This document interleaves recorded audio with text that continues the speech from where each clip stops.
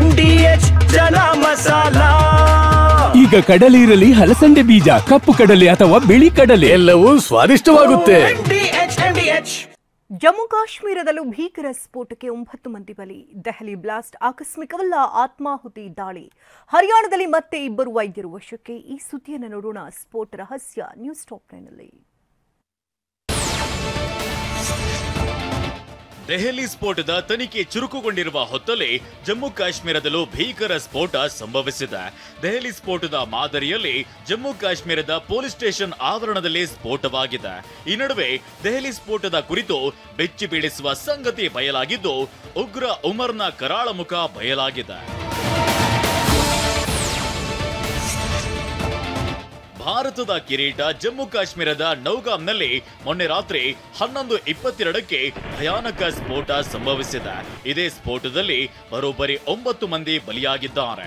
ಬೆಚ್ಚಿ ಬೀಳಿಸುವ ಸಂಗತಿ ಅಂದ್ರೆ 5 ದಿನಗಳ ಹಿಂದೆ ರಾಷ್ಟ್ರ ರಾಜಧಾನಿ ದೆಹಲಿಯಲ್ಲಿ ಸಂಭವಿಸಿದ ಕಾರ್ ಬಾಂಬ್ ಸ್ಫೋಟಕ್ಕೂ ಮೊನ್ನೆ ಜಮ್ಮು ಕಾಶ್ಮೀರದ ನೌಗಾಂನಲ್ಲಿ ಸಂಭವಿಸಿದ ಸ್ಫೋಟಕ್ಕೂ ನೇರ ಸಂಬಂಧವಿದೆ.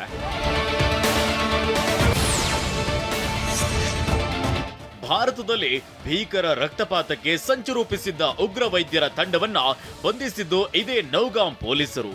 ಬಂಧಿತರಿಂದ ಪೊಲೀಸರು 360 ಕೆಜಿಯಷ್ಟು ಅಮೋನಿಯಂ ನೈಟ್ರೇಟ್ ಜಪ್ತಿ ಮಾಡಿದ್ರು. ಹೀಗೆ ಉಗ್ರರಿಂದ ವಶಕ್ಕೆ ಪಡೆದಿದ್ದ ಸ್ಫೋಟಕಗಳನ್ನ ನೌಗಾಂ ಠಾಣೆಯ ಆವರಣದಲ್ಲಿ ಇಟ್ಟಿದ್ರು. ಶುಕ್ರವಾರ ಸ್ಫೋಟಕದ ಸ್ಯಾಂಪಲ್ ಸಂಗ್ರಹಿಸುತ್ತಿರುವಾಗ ಏಕಾಏಕಿ ಬ್ಲಾಸ್ಟ್ ಆಗಿದೆ.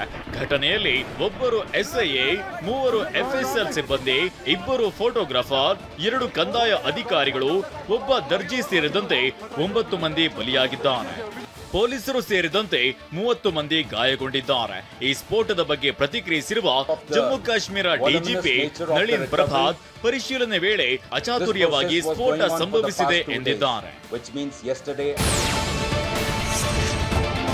ಜಮ್ಮು ಕಾಶ್ಮೀರದ ಪೊಲೀಸ್ ಸ್ಟೇಷನ್ ಆವರಣದಲ್ಲಿ ಭಾರೀ ಸ್ಫೋಟ ಸಂಭವಿಸಿದ ಬೆನ್ನಲ್ಲೇ ದೆಹಲಿ ಸ್ಫೋಟಕ ಕುರಿತು ಬೆಚ್ಚಿ ಬೀಳಿಸುವ ಸಂಗತಿಗಳು ಒಂದೊಂದಾಗಿ ಬಯಲಾಗ್ತಿದೆ.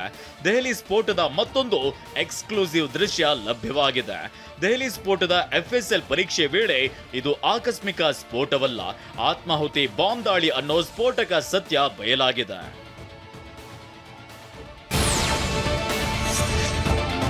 ಟೆರರ್ ಡಾಕ್ಟರ್ ಉಮರ್ನಿಂದಲೇ ಆತ್ಮಾಹುತಿ ದಾಳಿ ನಡೆದಿರುವ ಶಂಕೆ ವ್ಯಕ್ತವಾಗಿದೆ.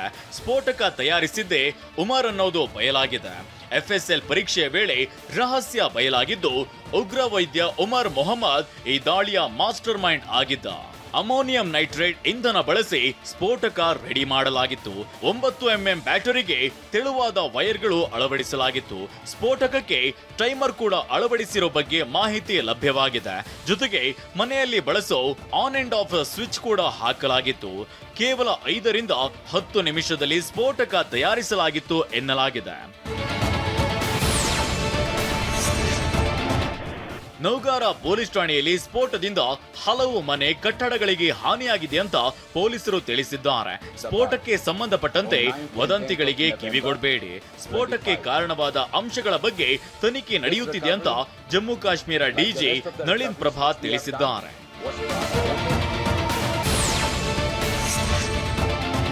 ದೆಹಲಿಯಲ್ಲಿ ಭಯೋತ್ಪಾದನಾ ದಾಳಿ ಪ್ರಕರಣ ತನಿಖೆ ಮತ್ತಷ್ಟು ಚುರುಕುಗೊಂಡಿದೆ. ಹರಿಯಾಣದಲ್ಲಿ ಮತ್ತೆ 2 ವೈದ್ಯರನ್ನ ವಶಕ್ಕೆ ಪಡೆಯಲಾಗಿದೆ. ದೌಜ್, ನುಹು ಪ್ರದೇಶಗಳಲ್ಲಿ ದಾಳಿ ನಡೆಸಿ ಡಾಕ್ಟರ್ ಮುಜಾಮಿಲ್ ಜೊತೆ ಸಂಪರ್ಕವಿದ್ದ 2 ವೈದ್ಯರನ್ನ ವಶಕ್ಕೆ ಪಡೆದು ವಿಚಾರಣೆ ನಡೆಸಲಾಗುತ್ತಿದೆ.